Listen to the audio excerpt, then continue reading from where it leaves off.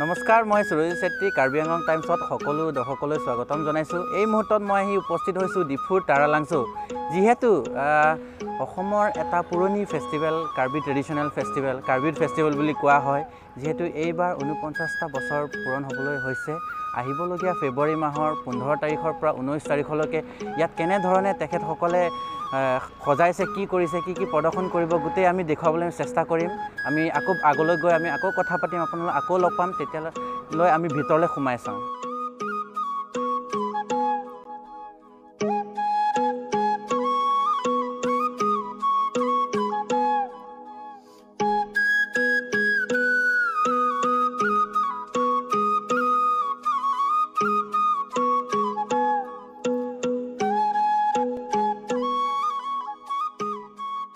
হয়, এই মুহূৰ্তত আমি আগুৱাই আহি সোমাই আমি দেখিবলৈ পাওঁ যে ইয়াত এটা মূৰ্তি বনাই থোৱা আছে। এই মূৰ্তিটো হ'ল ৰাংচিনা চাৰ্পো। ৰাংচিনা চাৰ্পো মানে হ'ল যে কাৰ্বি কালচাৰ আৰু কাৰ্বি সাংস্কৃতিক যিবোৰ যে তেখেতসকলে গান বাজনা কৰে, গোটেই তেখেতসকলে গুৰু বুলি কোৱা হয়।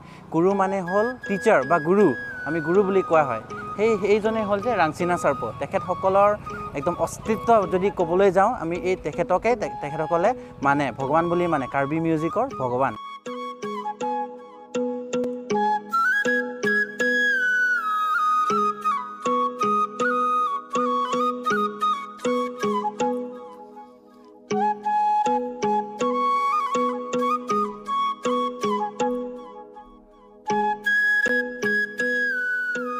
এতিয়া আমি কিছু দূৰ সোমাই আহি আমি ইয়াত দেখিবলৈ পাওঁ আই লাভ তাৰালাংছো। যিসকলে টুৰিষ্টসকল ইয়াত আহি পেলাই তেখেতসকলে ফটো তুলিব পাৰে বা তেনেধৰণৰ কিছু ভিডিঅ' বনাবলৈ এই এডোখৰ ঠাই ইয়াত দিয়া হৈছে।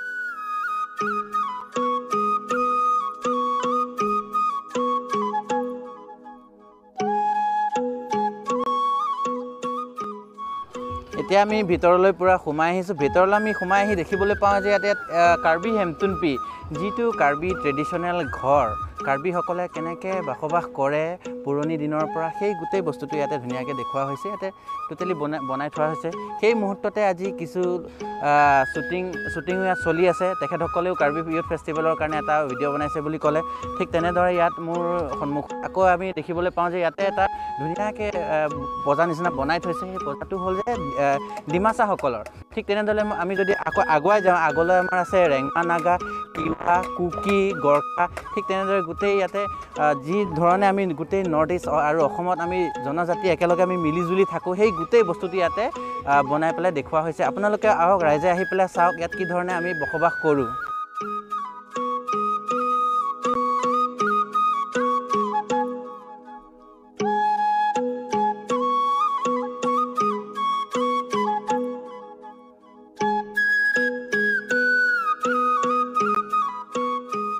যিমান কাৰ্বি আংলঙত ডিপাৰ্টমেণ্ট আছে, গোটেই ডিপাৰ্টমেণ্টসকলে ইয়াতে তেখেতসকলৰ যি প্ৰয়োজনীয় গোটেই বস্তুখিনি ৰাইজক দেখুৱাবলৈ চেষ্টা কৰে। এতিয়া মোৰ ওচৰত আছে, বৰ্তমান মই এতিয়া আছোঁ টুৰিজিম ডিপাৰ্টমেণ্ট, আৰু এইফালে হ'ল মোৰ সন্মুখত হ'ল এডুকেশ্যন ডিপাৰ্টমেণ্ট। ঠিক তেনেদৰে মোৰ আগত আছে এনভাইৰনমেণ্ট আৰু ফৰেষ্ট ডিপাৰ্টমেণ্ট। ঠিক তেনেদৰে সকলো ডিপাৰ্টমেণ্ট, যেনেধৰণৰ PHC হ'ব পাৰে, ইৰিগেশ্যন হ'ব পাৰে, গোটেই ডিপাৰ্টমেণ্টসকলে ইয়াতে আহি পেলাই তেখেতসকলে যি বস্তু ব্যৱহাৰ কৰে তেখেতসকলৰ অফিচত বা ব্যক্তিগতভাৱে, সেই গোটেইখিনি বস্তু তেখেতসকলে আহি পেলাই ইয়াত দেখুৱাবলৈ চেষ্টা কৰে। ঠিক তেনেদৰে মোৰ কেমেৰামেনকো মই দেখুৱাবলৈ অনুৰোধ কৰিছোঁ যে মোৰ আগলৈ এফালে এটা ষ্টেজ বনাই আছে। সেই ষ্টেজটো কোৱা হয় লংবি চিদু।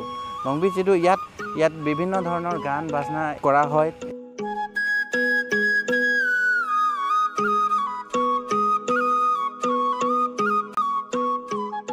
হেলিকপ্টাৰ আহি পেলাই ইয়াত তেখেতসকলে নিজৰ ছাৰ্ভিচ দিয়ে।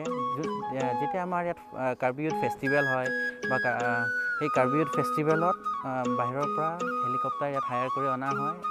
ইয়াত যোনবিলাক ব্যক্তি ফুৰিবলৈ আহে বা ইয়াত বাহিৰৰ পৰা ইয়াত ঘূৰিবলৈ আহে ফেষ্টিভেলৰ সময়ত, তেখেতসকলে এই উপভোক্তা লাভ কৰিব পাৰে ইয়াত খুব কম খৰচতে। এতিয়া আমি আহি উপস্থিত হৈছোঁ, হেলিপেড মোৰ সন্মুখত আছে। বৰ্তমান এতিয়ালৈকে হেলিকপ্টাৰ বাৰু আহি পোৱা নাই, কিন্তু অতি সোনকালে আহি পাব। যেতিয়া ফেষ্টিভেল আৰম্ভ হ'ব আহিবলগীয়া 15 তাৰিখৰ পৰা, তেতিয়া সেই যদি আপোনালোকে উপভোগ কৰিব বিচাৰে তেনেহ'লে এই ঠাইডোখৰলৈ আপোনালোকে আহিব লাগিব।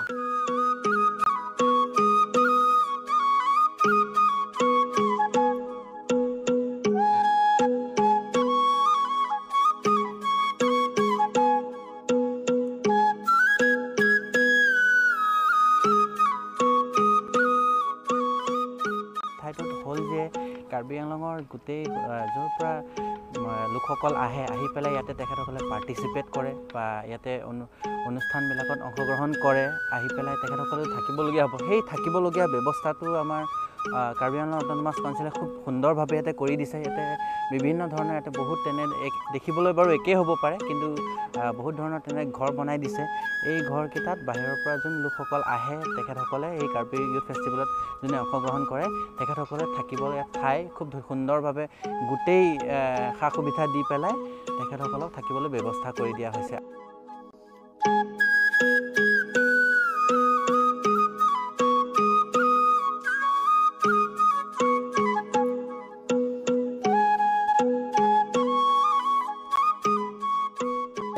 মোৰ চাৰিওফালে এতিয়া একদম গোটেই দোকান বজাৰ আপোনালোকে দেখা পাব বৰ্তমান এতিয়ালৈকে বনাই হোৱা নাই কিন্তু তেখেতসকলে পুৰা একদম নিজৰ প্ৰচেষ্টা লাগি আছে ইয়াতে বিভিন্ন ধৰণৰ হোটেল হ'ব পাৰে বা খাৰুখুলি দোকান হ'ব পাৰে ফাষ্ট ফুড দোকান তেনে বিভিন্ন ধৰণৰ বহুত ধৰণৰ বস্তু ইয়াতে তেখেতসকলে দেখুৱাব বা খোৱা বস্তু আপোনালোকে আহাৰ যদি ব্যৱহাৰ কৰিব বিচাৰে যেতিয়া আপোনালোকে ফুৰিবলৈ আহিব তেনেহ'লে এই ঠাইডোখৰত সোমাব ইয়াতে বিভিন্ন ধৰণৰ বস্তু কিনিবলৈও পাব আপোনালোকে আৰু এনেকুৱা কিছুমান কালচাৰেল বস্তু পাব কাৰ্বি ট্ৰেডিশ্যনেল বস্তু পাব যিবিলাক আপোনালোকে আগত ভাবিবও পৰা নাই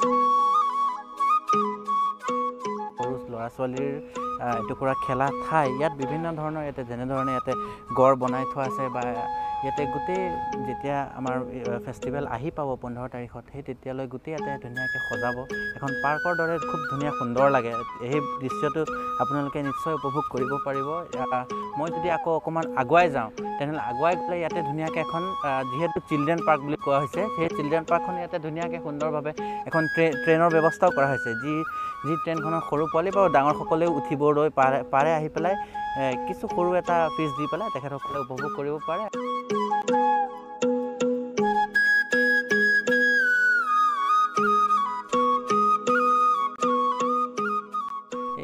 আমি আহি উপস্থিত হৈছোঁ টাৰালাংছৰ চবতকৈ ওখডোখৰ ঠাই এই ঠাইডোখৰত আমি আহি পেলাই দেখিবলৈ পাইছোঁ এটা খুব ধুনীয়া সুন্দৰ এটা বনাই থোৱা হৈছে মহলটো হৈছে নথেংপি কাৰ্বি হেৰিটেজ মিউজিয়াম নথেংপি বুলি কিয় কোৱা হৈ গৈছে কাৰণ নথেংপি হৈ গ'ল কাৰ্বিত তাৰমানে হ'ল কাণফুলি যেতিয়া কাৰ্বি একদম পূৰ্বপুৰুষৰ পৰা আজো আইতাসকলে যিটো কাণফুলি পিন্ধে সেই কাণফুলিটোক নথেংপি বুলি কোৱা হয় এতিয়া নথেংপি সেই গোটেই বস্তুটো ৰিপ্ৰেজেণ্ট কৰিবলৈ ইয়াতে খুব ধুনীয়াকৈ এটা মিউজিয়াম বনোৱা হৈছে